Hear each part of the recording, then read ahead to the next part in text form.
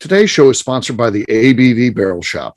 The ABV Barrel Shop is located in the St. Louis metro community of Arnold, Missouri, and is the world's first single barrel only liquor store. This business is owned and operated by Steve Akeley and Jim Fosnot. Head over to abvbarrelshop.com to sign up for their email and text distribution list. That way you'll know what they have in stock, what classes are coming up, and what barrel picks they have in the works. We are also sponsored by The Bar to Go. The Bar to Go offers a fully customizable carrying case that allows you to take your favorite distilled spirits or cocktail ingredients with you. Whether you're looking for yourself, a customized gift, or logo items for your business or event, The Bar to Go can help. Check them out at thebar2go.com. Use the number 2 when you type out The Bar to Go. Did you know Neely Family Distillery now ships its popular distilled spirits directly to you? To order, simply call 859-394-3258. Tell them the ABV Network sent you. And now, on to the show. Let's drink!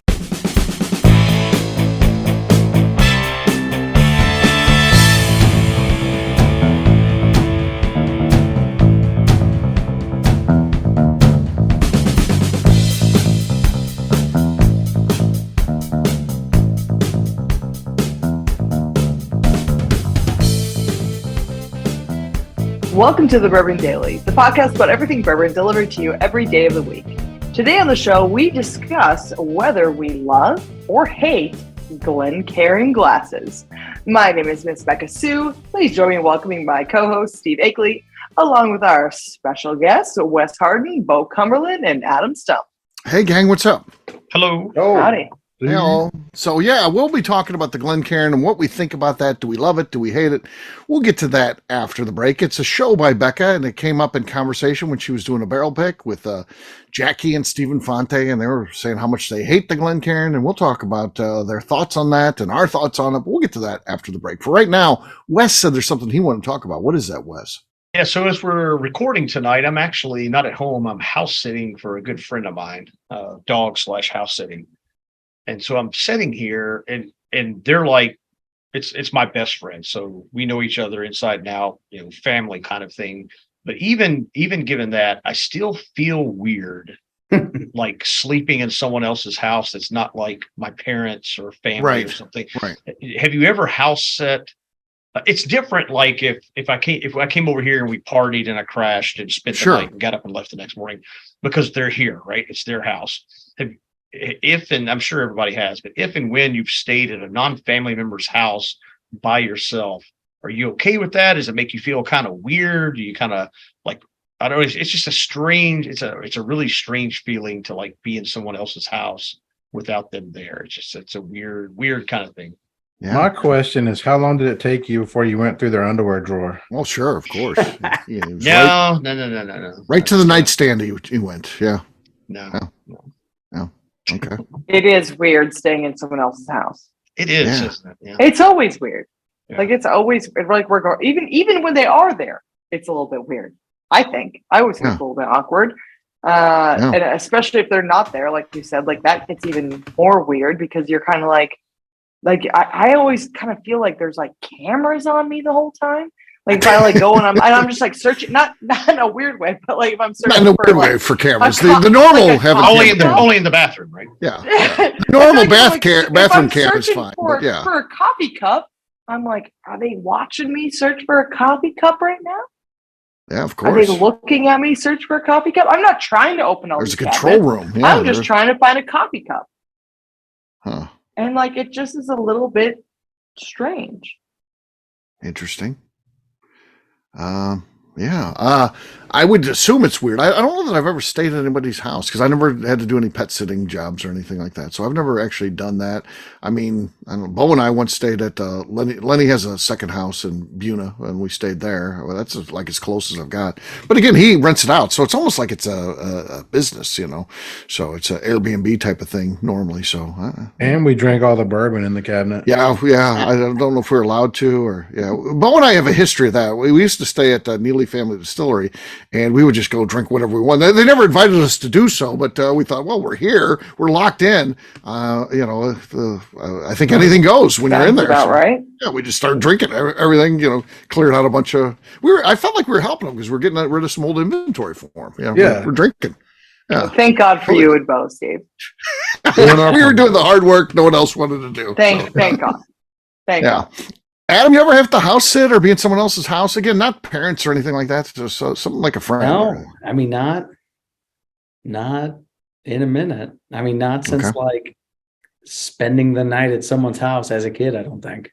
Yeah, you've got pets. What happens when you leave town? Do you have your brother fill in, or what happens to your pets? Parents? Who takes care of your pets? Oh no, yeah. Usually we would drop the dog off at like mom and dad's or Laura's parents or whatever. But the house, it is what it is. Okay, no one stays at that. You want me to stay at your house next time you go to town? Yeah. Sure. The mansion. I want my bourbon up, but yeah. No. I'll invite Bo over. After you told the story of Lenny's, yeah, absolutely. Yeah, come on. We're cleaning the place out. Yeah. How about you, Bo? Have you stayed anywhere else? I mean, we talked about the Lenny place. Anytime? Yeah, I was trying to think. I don't think I've ever done that. I mean, when I dog sit, we used to have a friend that lived right around the corner, and when I would dog sit for him, I would just go over a couple of times a day and let them out and feed them. But I don't think I've ever stayed at somebody's house without them being there. Yeah, you know what though? Like now that I think about it, like Airbnb though is even a little bit weird. You know, I was gonna say that weirds me out. If you stay at an Airbnb and you know they live there, that freaks me out a little bit. Yeah, I won't do that. That really freaks me out. I've never done the scenario where they live there. It's always been like I have or whatever, but it's still a little. I used to do it in Louisville. I used to stay at this one where you'd stay in the basement, and there was no access to the basement. You had to walk through their living room. Oh man! And sometimes they'd be home on the couch, and here I come, and I'm like, "Do I have to knock? Or what's?" They're like, "No, you're staying here. Just walk on in." That was weird.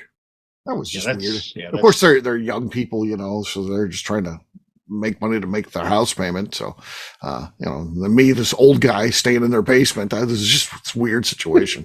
Yeah, that's crazy. Some old man's in their basement. It's very sad. We got this old guy that stays here from time to time. Now, actually, I mean, I got one of my best gigs through that though. I do the Bourbon Country Burn. That was friends of those people that I used to stay at, and so that got me that gig, and it's one of my favorite gigs of the year. I love that. I love doing that. So it's fun. Steve got kicked out finally because of the copious amounts of potato chips and beard hair. Right? That's what did me in. They're like, we were sweeping. Like, we just don't like beard this, hair and potato chips. Steve goes, "It's not mine." There's no denying it. Like I'll stay at Royce and Beka's place, and every once in a while, we'll be in like the living room watching TV, and then I'll be in the bedroom, and then the next day I'll see on the like hardwood floor, which shows everything. Then like that, you see, a white hair like this long, like a foot long. I'm like, shit, I know that's mine. I got to run over and grab it. Hope Beka didn't see it on the ground there. So, I'm sure there's more that I missed too. It's just what are you gonna do? Just no denying it. I mean, all right. We know whose it is. Yeah. Well, all right. Well, it is time to drink. What is everyone? We'll start with Beka because she's. I think it's a champagne show, I guess. So she's alternating. So I'm not going to open another bottle of champagne, so I'm just drinking some Death in the Afternoons here. Death in the Afternoons. Okay, fair enough. All right. Next up, we'll have Wes go first. Then, what do you got, Wes? I got a sample this time. I've got a dusty 15-year Joshua Brooks. Joshua Brooks. Never heard of that. So it's a bottling that there's an argument whether it's Van Winkle bottling or not. Okay. All right. I'll be the first one to officially get a cork pop entered into the contest. I've got Penelope, some cast strength Penelope here. So kind of a sweetheart of the sourced brands, I'd say right now. They're definitely having a moment for sure. So here we go. Oh, that was a little bit of a cork pop, a little bit of a squeak, and plenty of slosh. But that is our lead right now. It could be enough. We'll see what happens. Bo, what do you got? So I've been hitting back into the Colorado film that we filmed. I've really been working on that. And while we were there, we found out about the 5 Trail, which is the Coors brand. Coors brand, yeah. Here lately, I found the Barrel Proof. Whoa. Found that in Kentucky? Do what? You found that in Kentucky? Yeah. Okay. Fairly cheaply, too. So I'm going to go with that tonight. Okay. Okay. All right. There you go. Nothing there. I've got the lead. Yeah, their big play is the fact that, of course, Coors isn't making the whiskey or anything like that. They're sourcing it, but their big play is they're used to proof it down the same water. Of course, he's got cask strength there, so there's not doing that. It's not in that one, but they use the same water they put in their beer. But yeah, Bo doesn't. Does the bottle turn blue when it's cold? Yes, it does. The mountains turn blue, and it's ready. Yeah, and then it's ready to drink. All right, Adam, you're last but not least. I've got the lead here. Hopefully, you've got a sample. What do you got? I don't know. I've got an Old Monroe single barrel. This was a double barrel bourbon that we finished in a Chamberson wine barrel. Okay. Nothing. I got it. There was nothing there. So cheers, gang. Cheers. All right, we're going to take a quick break, and then when we come back, we're going to be talking about the Glencairn glass and what do we think? Do we like this thing? Do we not? We'll do that in just a few.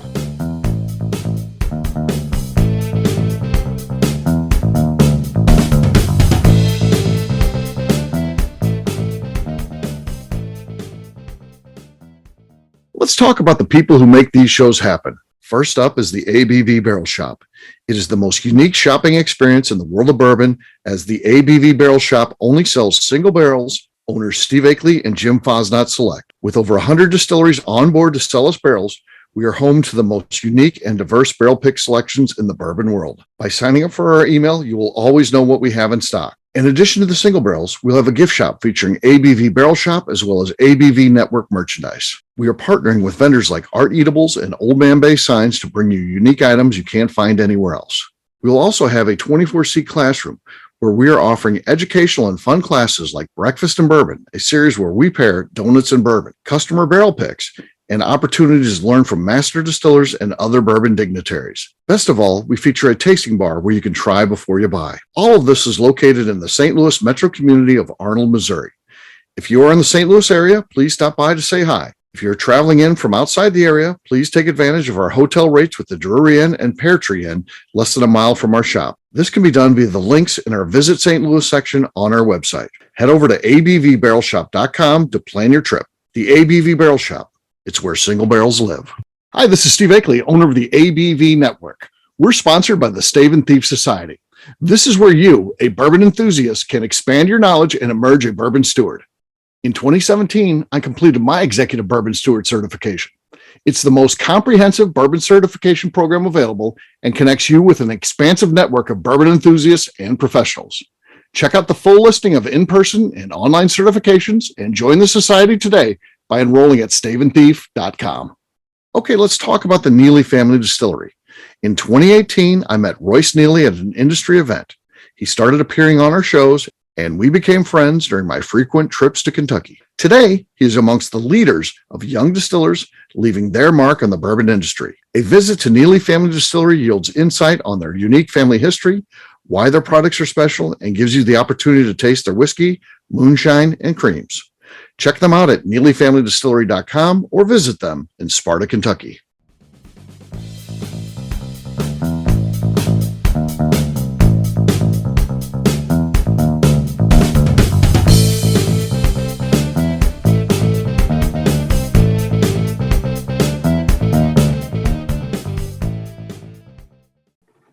Scott Pinkowski loves the Bourbon Daily. But can I have a kiss? No. That doesn't work. Welcome back to the Bourbon Daily. Today we're talking about the Glencairn, and do we love it or hate it? Yes, we are. What do you guys think? There's people that say it's the industry standard, and you certainly almost have to agree with that. I mean, they're everywhere, and pretty much any picture that you see that shows a whiskey tasting by any legitimate thing has a Glencairn by there. But they're certainly they're haters of the glass. They're detractors. And where do you guys fall on this? What do you think? I both love them and hate them. Okay, and I'll explain. So for tasting, so like we do the Dusty events, I always use a Glencairn for those, because I am one of the people that are convinced you get probably the truer nose and so forth when you're nosing and tasting. Outside of a tasting event, and an event could be you have a friend over and you want to, taste through a few Like Lenny comes over to your house. You two Exactly. just, Yeah. Lenny comes over and I pull out Oak Crow 40 proof 3-year-old. We want to put that in Glencairn glasses because I want the best for him, obviously. But if I'm just sitting at home and having a pour, right. I still like the old rocks glass. I mean, that's rocks glass. Yeah, rocks glass. Yeah. Yeah. Yeah, people will say they don't like the rocks glass either because it's not really a nosing glass. But I don't know. There's something cool if you get the right rocks glass. It feels heavy feels bottom. Cool in your hand. You feel like I like a good heavy rocks glass. Yeah, I think fantastic. Hell yeah. Yeah. Like I love that in my right. hand, and it also if you're sitting on the couch, you can set it on your on the cushion on the couch, and it's going to sit there just fine because it has a nice heavy base to it. And I will say this. So I bought Ashley McGee, my best friend, some really cool vintage Glencairns, and they, or at least they're the shape of, they're not, it didn't say Glencairn when I bought them, but they're the shape of the Glencairn, where I have the wider base, the bulbous bottom, and tulip but top. the base of them, there's not really a stem at all, and the base of them is just this thick, heavy glass. And so you can set them on your couch. And to me, if I'm going to use a Glencairn, that one is the one that I would love to use, but I bought it for Ashley, so I don't have them. But they are just so perfect for sitting on the couch, and they're pretty big. And so they fit in your hand really nice. And you can set it on the couch and it's not going to spill because it's so heavy at the bottom and so light at the top. But you get this fantastic nosing experience from them. They're the coolest Glencairns I've ever used. But those are the only ones that I actually love to use. Okay. I would rather use just a rocks glass in general, unless I have those really cool ones that I was just talking about, have that heavy base and no stem on them. If you're hanging out with Ashley, you might get those. If I'm at Ashley's house, I'm going to use the ones I bought her. Yeah. Yeah. Adam, how about you? You're a industry professional. What are your thoughts? Used to be in the brandy snifter camp, no longer there. I do enjoy rocks glasses for sure, but I feel like most of the time we make decisions, it's out of a Glencairn. I mean, I like it, and we've tried this glass next to that glass next to that glass, and they're all different sensory experiences, for sure. The reason we go with the Glencairn is I feel like because it's the most commonly used, whenever whiskey's enjoyed neat. So if we're going to make a decision on how to put a product together, we should probably do it in the glassware that the consumer's most likely to. Okay. That's well thought out. Yeah. It's well thought out. Bo, how about you? I will say a jelly jar is your favorite. Just the what? Yeah. A jelly jar. I just drink out of the bottle. So, okay. Fair enough. No, I don't love them or hate them. I mean, they're fine. I have probably 1,000 of them because, when you go to a distillery, a lot of distilleries, they'll send you home with one or whatever. So I always say a true bourbon fan is also a glass collector. Not that you set out to do that, not that you would identify yourself as such, but it just happens. You get so many glasses, and what do you do with them? It's not like you're just going to start chucking them into the trash. Mm-hmm. So you've never thrown away a Glencairn, Steve? Well, ones that I broke, yes. I do like the they call them like the wee Glencairns or whatever. That's the one I want to put in a plug for. Yeah, the wee. I like the wee. I like those. Glens are fantastic. I think the wee is the superior one, actually. The Glens, those hold 6 ounces, which is basically the same size as your orange juice cup in the morning. I think it's too much. I think that an appropriate size pour gets lost in a true Glencairn, whereas the wee, 3 ounces, half the size. Appropriate size pour, 1.5 ounces to 2 ounces for a heavy pour, looks nice in the wee Glen. And I think that the things that you would say you like about the Glen, if you like them, the fact that you can control, the nosing part of the drink, I think is even better out of the wee because it's a smaller opening at the top. And if you want to just block out everything else and you're just trying to get the whiskey that is then wafting up to you because it's that controlled bulbous bottom, tulip top, I think the wee is the way to go. So I'm a big fan of the wee. And the funny thing is if you use them enough, the regular Glen looks huge all of a sudden. It looks so normal when you use it every day, and then when you start using the weeds, you go to the regular Glen. I always joked around. I told Jim at the shop, because that's what we use at the shop. Go home and pull out a regular Glen. It looks like, damn, this thing needs a handle. It's huge. I mean, Steve, look at your hand. Your hand is huge on that thing. Oh yeah, I look like a giant when I got this thing. So yeah. They use these at ABN. What's funny is if you see this picture behind me, Yes. that picture behind Thanks me, for laughing, Wes. I was doing a photo shoot for Neely's, and I took one of their Glencairns that had their logo on it, but I had to fill it almost all the way to the top to get the logo to kind of show up in the picture. And so after I took that photo, they were like, we can't use that because it's not like an appropriate pour, so I mean, it's like 6 ounces of liquid. You wouldn't, Right. So we never used that, but I printed it and put it on my wall. That print is called the end of show. Absolutely. And the show pour. End of show pours. Yeah. So the big pour. Yeah. Famous signature of the ABV network. So yeah. Do you guys ever use a wine glass for your whiskey? Like a stemmed wine glass? No, but I will say that the Glencairns, to me, Glencairns versus rocks are like stem versus stemless for wine. Like if I'm just drinking wine at home, just wanting to drink wine, I prefer stemless because they're less likely to break. They're more balanced. They kind of won't topple over. But if I'm, obviously when you go to any winery, it's always stem for the most part. It's similar to me, the Glencairn versus the rocks versus stem and stemless wine glass.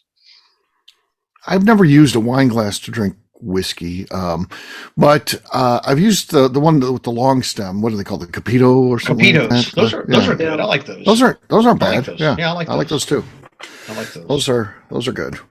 So, When Jackie was at our house, she just raided our wine glass cabinet and took all those out when she was nosing everything. Really? And I thought that was that's the first time I've seen someone just use wine glasses. Mm-hmm. And that's what she had grabbed. She grabbed all of our wine glasses and used those for tasting. Did she do that because she's used to using Capitas, so she wanted the stem, or? She said that she doesn't like Glencairns and that she just thinks you get a better nosing experience out of a wine glass. Which, wine respect is, that. I don't want to say that that's wrong. I would imagine that's Was it probably correct. Pinky up while you're doing the wine? Every single time, pinky up.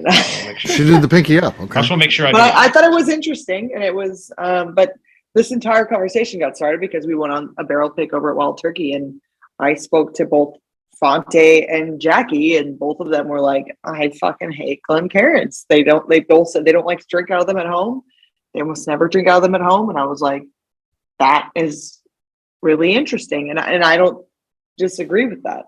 A lot of times I drink out of a stemless wine glass when I'm drinking at home, and I just pour whatever it is that I feel like pouring into it. But I don't think it's. But we do at the distillery every time we're picking stuff out the distillery, like Adam said. Anytime we're picking something, we're tasting and nosing out of a Glencairn because that is industry standard, and we need to know how it tastes out of a Glencairn versus like something people wouldn't be using. Yeah. What were you going to say there, Adam? So if the wine glass is Jackie's favorite, what is Fonte's favorite? Yeah, what does he like? I think he said he likes just probably coffee. He's a coffee guy. He's a coffee in guy. all seriousness, I don't think that Fonte gives a shit as long as there's whiskey in it. Yeah. I know, seriously, I think that's all Fonte gives a shit about is there's whiskey in it. There you go. All right, well, we'll wrap this show up as we always do by talking about where people can find us. Bo, we're starting with you. Where can people find you? I'm on all the socials at My Journey Through the American Spirit and Bourbon Sasquatch. All right, Wes. You can find me on Instagram at bourbon_Wes. You can find me on Twitter at bourbonwest, one word. Adam. Facebook, Instagram, and TikTok at Stumpy Spirits and stumpyspirits.com. Miss Beka Sue. You can find me on Twitter and on Instagram at Miss Beka Sue, 1K, no C's. All right, for me, I'm an easy guy to find. I'm at Steve Akeley on Twitter, Instagram, or Facebook. Check out my website, steveakeley.com. The important website, though, is abvnetwork.com. If you take a look at that, you'll see that all of our content is out there. So please, abvnetwork.com, take a look around, see what's out there. Also, if you get a chance, you're in St. Louis, come by and see us at the ABV Barrel Shop. We're doing barrel picks. You could taste, try before you buy, which is pretty cool. So check out abvbarrelshop.com. Sign up for our email and text distribution right there on the main page. abvbarrelshop.com. Miss Beka Sue, anything else to say before we get out of here? I'd just like to remind the audience, please give us a 5-star review that includes comments. It helps some people find the show, which is very important to us. If you like what we're doing, we ask you please visit our Patreon page at patreon.com/the ABV Network. Great job today, gang. For audience, we'll have a brand new show for you tomorrow. Looking forward to that. Until then, take care, everybody. See ya. Bye. Later. Adios. Peace.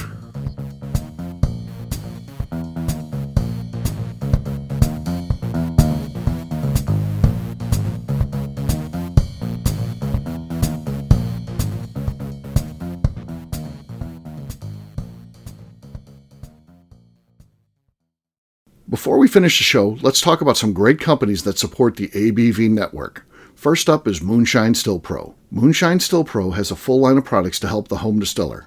Whether you want to experiment on the stove in your kitchen or you're looking for a bigger setup in your backyard, owner Russell Creed and his team can help. They have multiple still offerings, accessories, and even grain from their partners at Goldstone Mill to assist you in making whiskey on par with your favorite distillery. They can also help you with some fabricated parts you probably can't make yourself if you are attempting a DIY still project.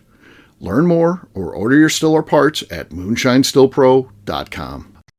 Last but not least is the ABV Barrel Shop. While we don't get to play in the allocated bourbon game because we aren't selling the other products you have to do to get those, we do have access via our friendships in the bourbon industry to some really cool stuff. Have you ever seen your favorite craft distiller selling some really cool limited offerings only in their gift shop? I'm talking things like the hazmat offering Distillery 291 did for their 10th anniversary, or Neely Family Distillery's Papaw's birthday barrel. They don't have enough of it to send it out to distributors, so they only sell it via their gift shop. Well, companies like Distillery 291 and Neely Family Distillery have agreed to sell us 2 or 3 cases of these offerings moving forward, meaning our store will have the access to some of the rarest whiskeys in the world. Way more difficult to come by than the allocated bourbon offerings with a national release. Yes, they will be extremely tough to come by, but if you're a customer of our store, you'll have a chance to get them. Get signed up for our email or text list over at abvbarrelshop.com so you don't miss out. The Bourbon Daily is part of the ABV Network. For more information or to become a sponsor, please visit abvnetwork.com. Thanks for listening and cheers. This has been a Steve Akeley production.